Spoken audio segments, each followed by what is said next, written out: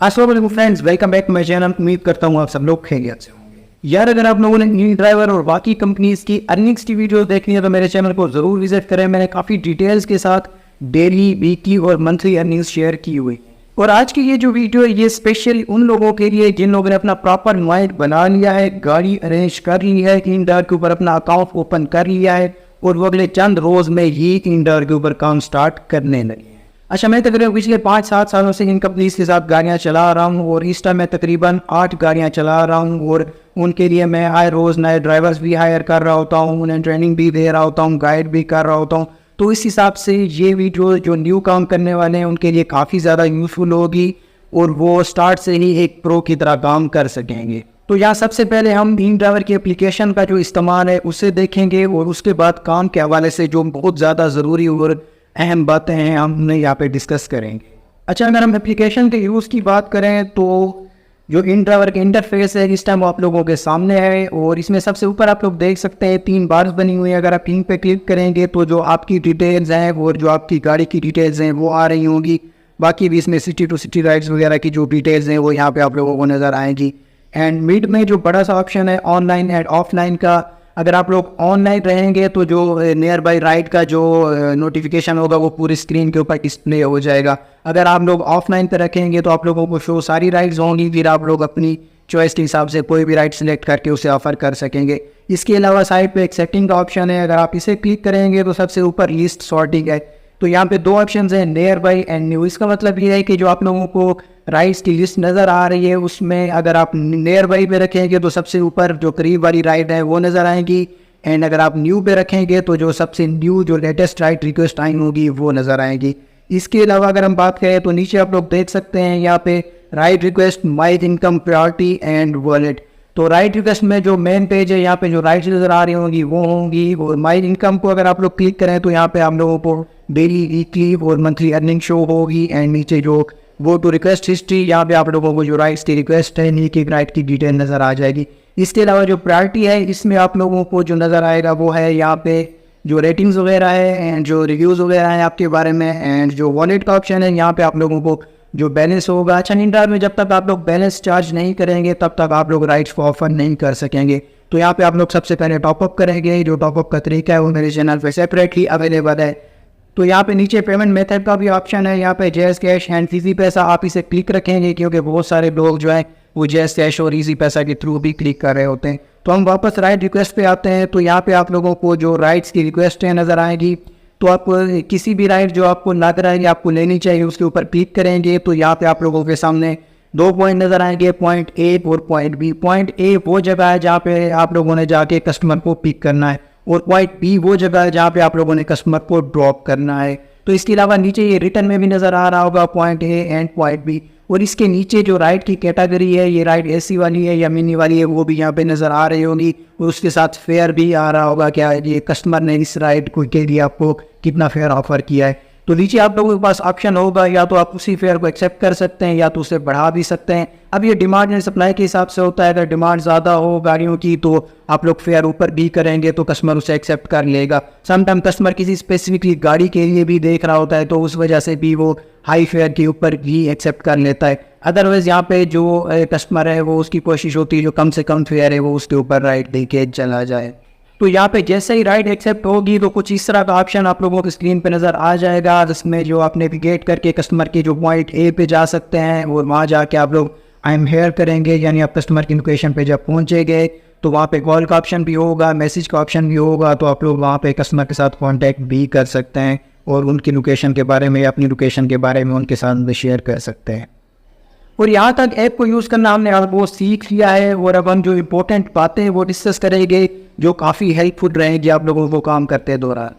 अच्छा, इसमें सबसे पहले जो बात आप लोगों को अपने माइंड में रखनी है वो है राइड सिलेक्शन। अब चूँकि एप्लीकेशन में जो राइड्स की लिस्ट आती है उसमें सारी राइड्स नज़र आ रही होती हैं, लेकिन आप लोगों ने अर्ली डेज में सिर्फ उन राइड्स को ही ऑफर करनी है जो काफ़ी ज़्यादा नज़दीक से हो, नियर बाई राइड्स हो, 200, 400, 500 मीटर, 1 से 1.5 किलोमीटर की जो राइड हो, जो पिकअप लोकेशन, तो आप लोगों ने उससे ही ऑफर करना है। आप लोग स्टार्ट में उस तरफ नहीं जाएंगे कि 3-4 किलोमीटर जो दूर से आपने पिक करनी है, आप लोग अर्ली राइड्स में उस तरफ नहीं जाएंगे। आज जब आप 10 से 12 राइड्स कर लेंगे, 15 राइड्स कर लेंगे, उसके बाद आप कॉन्फिडेंट होंगे, आपने प्रॉपर एक जो है अपना एक एतमाद बिल्ड कर लिया होगा, तो उसके बाद आप लोग चाहें तो जो भी राइड आपको मुनासिब लगे ले सकते हैं।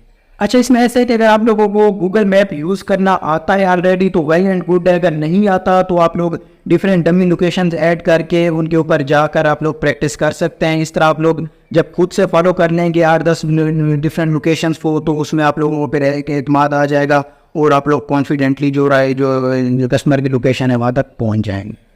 अच्छा, जैसे आप लोगों की राइड एक्सेप्ट हो तो आप लोगों ने कस्टमर से कॉल या मैसेज के थ्रू लोकेशन वेरीफाई कर लेनी है, और अगर कस्टमर से रब्ता ना भी हो तब भी आप लोगों ने जो पिकअप लोकेशन है उसकी तरफ चल पड़ना है।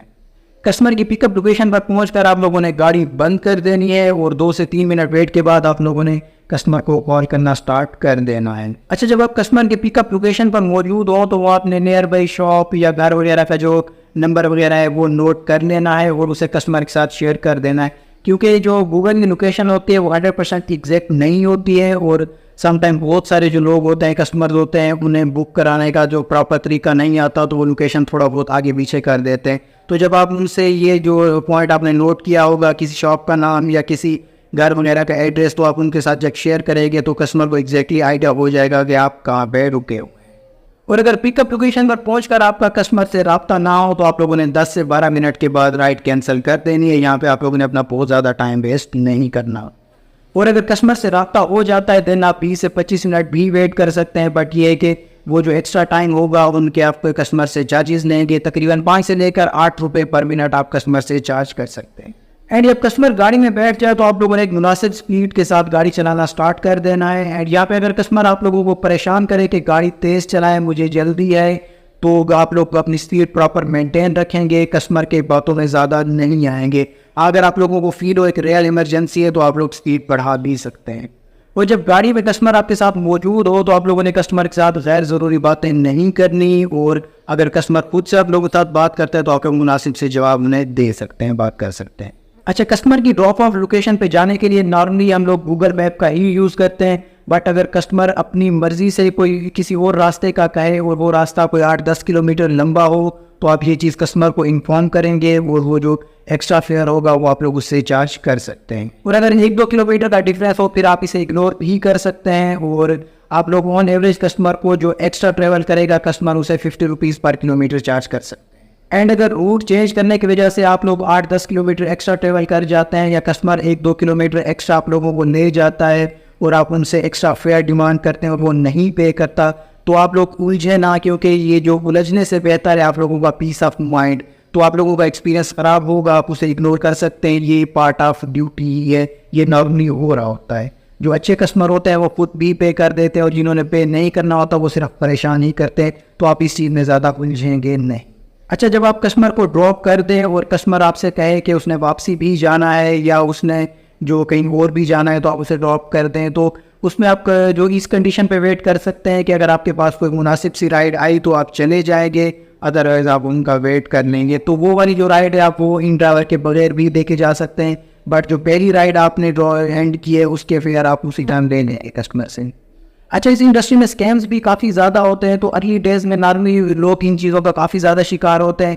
तो आपके पास अगर कोई ऐसी राइड आ जाती है जो आपसे कहता है कि आप अभी अपने पैसे लगा के कोई चीज़ लेते आएँ, या कोई एक आपको चीज़ दे देता है कि आपने इस जगह पे डिलीवर कर दे दी है, मुझे आप पैसे पे कर दें तो वहाँ से आप कनेक्ट कर लीजिएगा, तो ये चीज़ आप लोगों ने हरगिज़ नहीं करनी है। अभी रिसेंटली मेरे ड्राइवर के साथ ऐसे हुआ है, उन्हें सिर्फ एक पार्सल दिया गया और उन्हें कहा गया कि आपने ये जो ड्रॉप ऑफ लोकेशन है वहाँ पे जो डिलीवर कर देना है और वो आपको इसके जो पेमेंट है जो उन्होंने 8,000 रुपये पे की थी वो पे कर देंगे, बट वो फेक राइड थी, वहाँ पे कोई ड्रॉप ऑफ लोकेशन पे कोई मौजूद ही नहीं था, वो एक फेक किस्म की ड्रॉप ऑफ लोकेशन थी।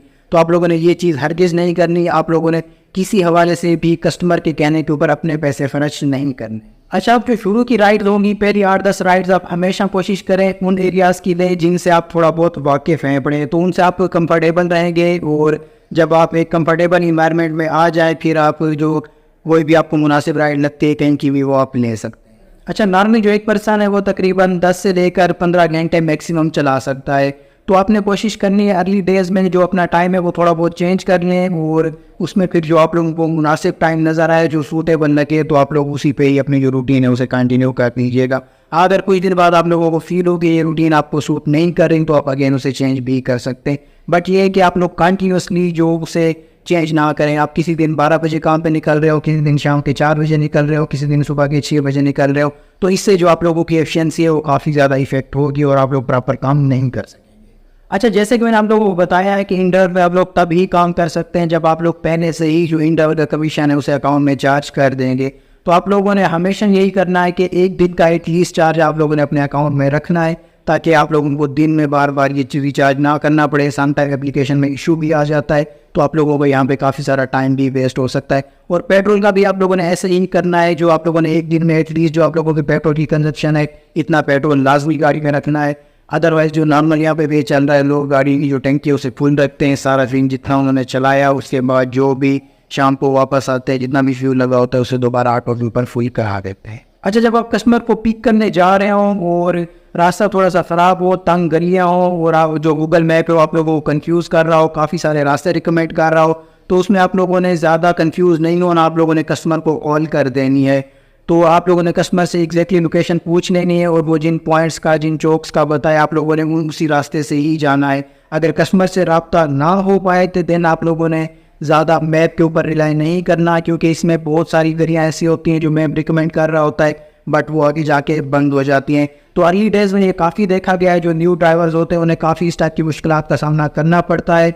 वो मैप को फॉलो कर रहे होते हैं और वो जाके ऐसी गलियों में जाते हैं जहाँ पे आगे जाके रास्ता ही नहीं होता, फिर उन्हें वापस आना पड़ता है, राइड्स भी कैंसिल हो जाती है और उनका घंटा 1.5 घंटा भी इस चक्कर में वेस्ट हो जाता है। मज़ीद ये कि 1 से 2 मंथ काम करने के बाद अगर आप लोगों को लगे कि इस काम में कोई ख़ास प्रॉफिट नहीं है, अर्निंग नहीं है, क्योंकि हर किसी की एक्सपेक्टेशंस डिफरेंट होती है, देन आप इस काम को छोड़ दें। और आजकल काफ़ी कम आना है, लोग कर भी रहे होते हैं और बहुत ज़्यादा जो क्रिटिसाइज़ भी कर रहे होते हैं, कुछ नहीं रखा, गाड़ियाँ चला भी रहे होते हैं और साथ के साथ रो भी रहे होते हैं, अपने जो कस्टमर्स के साथ गैर ज़रूरी किस्म की प्रॉब्लम्स भी शेयर कर रहे होते हैं। इससे जो ओवरऑल जो ड्राइवर्स हैं उनका जो इमेज है वो काफ़ी ज़्यादा नीचे आ जाता है और फिर कस्टमर प्रॉन्स हो जाते हैं। वो फिर जो ड्राइवर्स को एक्सप्लॉइट भी कर रहे होते हैं और इनकी फिर तज़ीक भी ये देखी गई है काफ़ी ज़्यादा कॉमन कर रहे होते हैं। तो आप लोग अपनी डिग्निटी को मेंटेन रखें। अगर आप लोगों को ये काम सूटेबल लगता है, समझ आता है, देन इसे करें। अगर आप लोगों को लगता है इसमें कोई बचत नहीं है, आप लोगों को ये सूट नहीं करता, देन आप इसे छोड़ दें। और यार आखिर में मैं यही कहूँगा कि इन सारी बातों के पीछे कई सारी वजूहत और तजर्बात हैं, जो अगर मैं यहाँ शेयर करने बैठा तो बहुत सारा टाइम वेस्ट हो जाएगा आप लोगों का और मेरा भी। उम्मीद करता हूँ ये वीडियो आप लोगों के लिए यूज़फुल रहेगी। और ये थी भी आज की वीडियो। अगर पसंद आए तो लाइक करें, कमेंट करें, दोस्तों के साथ भी शेयर करें। हमारे इस चैनल को लाजमी सब्सक्राइब करें। अपना बहुत सारा ख्याल रखिएगा।